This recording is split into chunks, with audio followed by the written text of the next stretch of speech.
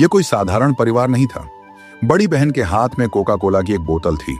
उनकी मां का सिर दरअसल सिर्फ एक भेष था, जिसके अंदर एक और कोका कोला की बोतल छिपी हुई थी, और छोटे भाई की पीठ से 4 कप निकले हुए थे।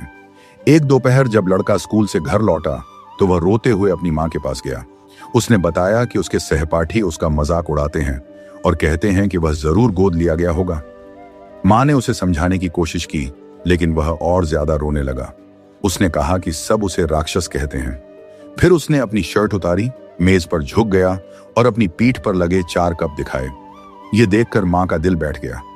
अपने बेटे का दुख कम करने के लिए उसने आखिरकार परिवार का राज बताने का फैसला किया। धीरे धीरे उसने अपनी गर्दन पर बंधा स्कार्फ खोला और बेटे की हैरानी के सामने अपना सिर हटा दिया। उसके अंदर सिर्फ बर्फ जैसी ठंडी कोका कोला की एक बोतल थी। इससे पहले कि लड़का कुछ समझ पाता, मां ने कुछ बर्फ के टुकड़े उसकी पीठ पर लगे कपों में डाले और उनमें कोका कोला भर दी। उसी समय उसकी बहन ने भी अपना सच दिखाया।